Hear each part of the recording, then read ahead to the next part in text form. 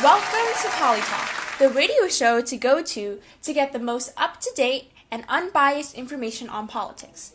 Featuring candid interviews with candidates and elected officials, we keep you informed during this election season. On this week's episode, we will be learning about the candidates' policies regarding the pandemic, healthcare, and overall economy. Thank you for tuning in to the second episode of Polytalk. I am your co-host, Rebecca. And I'm your other co-host, Leah. For this week's episode, we have the President, Donald Trump, with us and a representative from the interest group, American Medical Association, or the AMA. First, we'll be interviewing the AMA representatives. Please welcome Amar Musumich. Please introduce yourself and who you represent. What is the purpose of your interest group? Hello, I'm Amar and I will be representing the American Medical Association as our chairperson. We fight for your right to live long and live healthily. What is your view on COVID-19 and which candidates do you support?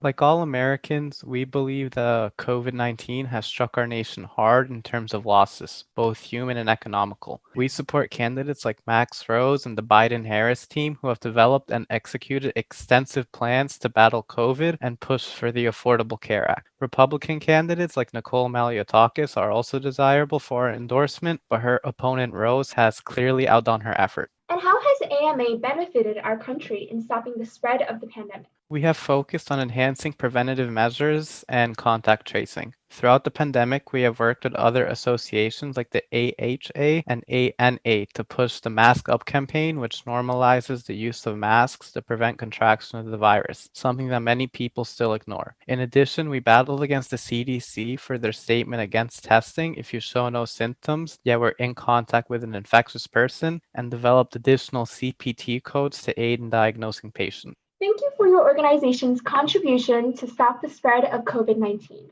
Now, what is your view of the healthcare system? Do you propose any changes to the system? If so, what are those changes? So, we believe that the current healthcare system has failed our American people. Many have been left without quality insurance and our doctors without the ability to treat our patients. In addition, our healthcare system is discriminatory towards people of color and LGBTQ+. We plan to fix this by solidifying Section 1557 of the Affordable Care Act and pushing for a multi-payer system that funds the Children's Health Insurance Program and Medicaid. We oppose Medicare for all as it is a single-payer system. Additionally, we have been fighting for cheaper medication and treatment through our Truth in RX campaign. Thank you so much, Amar, for teaching us all of the things that your organization does for our healthcare system. Next up, we have Mr. Trump. Please introduce yourself. What is your name, your party, and position you are running for? Hey, I'm Donald J. Trump, and I'm your Republican candidate for this year's presidency. I'm actually running under the Republican Party, and I hope to keep America great this upcoming election. Thank you. Can you please briefly describe how you have helped stop the spread of the pandemic? How successful were your plans considering you actually contracted the coronavirus? Well, as you guys would know, as president, I do travel around a lot. That's why the chances of me contracting coronavirus are way higher than most average Americans. But my administration, we have done the best job possible in stopping the spread of the pandemic. No administration has ever stopped the pandemic this well before. In the beginning of the pandemic, we actually cut off travel to China. We built one of the largest testing systems in the world from nothing. We created a vaccine, the best vaccine this world's ever seen in record times. And we provided support to workers and businesses. Thank you. How have you given economic relief during the pandemic? The economic relief that my administration gave to the American people was great. Everybody basically got money. Everybody. We secured the emergency relief legislation known as the CARES Act, and that provided a ton of money for small businesses and families. We're talking about trillions and trillions of dollars. We provided loans to companies. We gave $100 billion to healthcare providers. We actually spent $27 billion in making the best vaccine this world has ever seen since the polio vaccine. We gave surpluses, we gave stimulus checks, we economically relieved the American people, and as you can see, stock market is back to all-time highs because of my administration. Thank you for your efforts that you've made during this pandemic. During your administration, you have made it your goal to repeal Obamacare. What is your plan to replace it, and how is it better than Obamacare? So currently, my administration, the reason we want to replace Obamacare is Obamacare makes no logical sense whatsoever. It has no backing, no financial backing. It's a recipe for disaster, basically. I want to place it with the America First Act Care Act. And this act, we're going to provide better care, lower costs, and more choices. Everybody's going to get healthcare. That I promise that everybody's going to get healthcare. In this act, we'll also lower the price of prescription drugs. Like I did, the prices of insulin are at record lows.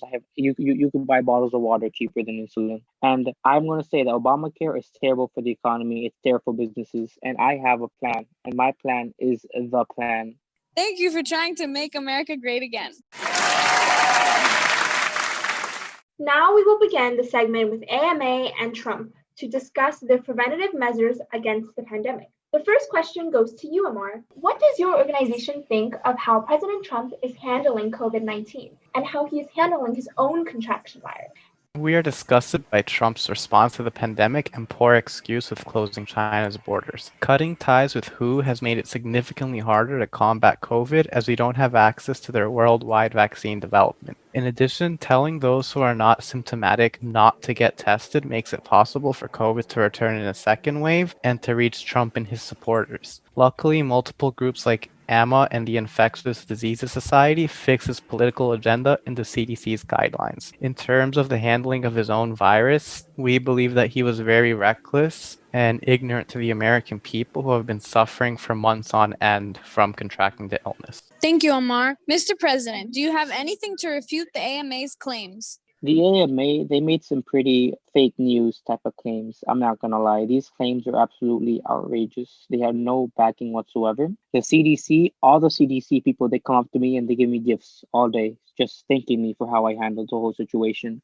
My administration, like I said before, we put record amount of money into making a vaccine. We built some of the best testing networks in the whole country. We cut off travel to China. We did everything correct. There was nothing else to do. If people are going to hate, that's just what they're going to do. Thank you, AMA and Mr. President, for all of your responses to our questions today. For AMA, is there anything you would like to tell us about? You can take this time to plug any of your social media or events that you have planned. Your vote is your link to quality healthcare. Make sure to vote Rose and Biden Harris. Check us out at tiny.cc/THHSAMA and at Townsend Harris High School AMA on Instagram for further updates. Mr. Trump, is there anything you would like to add? You can take this time to plug any of your social media or your events that you have planned. I would like to thank you guys for having me on the radio show. And I would like to say vote for Trump and follow our Instagram page, which is Donald Trump THHS. And welcome back to Simbuck Summit. Remember, your teacher will record the names of students who answer correctly and will email them to us. There can only be one winner per question. Please pause the recording for someone to answer. Then continue the recording to hear the correct answer. There will be 3 seconds in between the question and answer. Are you ready? Let's begin. Question 1. What does COVID-19 stand for? Answer. COVID-19 is the name of the disease caused by the novel coronavirus SARS-CoV-2 and is short for the coronavirus disease 2019. Question 2. When experts talk about flattening the curve, what does that mean? Answer. Flattening the curve means to slow the spread of a virus to reduce the peak number of cases and related demands on hospitals and infrastructure. Social distancing interventions are in place to help flatten the curve for the COVID-19 pandemic. Question 3. During the first presidential debate, the candidates were asked about K-shaped and V-shaped recoveries in the economy. What is the difference between the two recoveries? Answer. K-shaped recovery is when some industries recover and grow while other industries continue to decline. V-shaped recovery, on the other hand, is when all industries quickly bounce back and grow. Question 4. An issue with healthcare is the incredibly high drug prices. Why is this the case and how are drug prices in America set? Answer. There are no regulations in how drug prices are set, so pharmaceutical companies make a price based on their estimation of the drug's value. This means that they set it as high as they believe the market can bear, rather than the cost of the research and the development or the effectiveness of the drug. That's it for this week's episode of PolyTalk, featuring Donald Trump and the American Medical Association. Thank you for tuning in. Make sure to come back next week for more PolyTalks. Until then, stay talking PolyTalks with PolyTalk.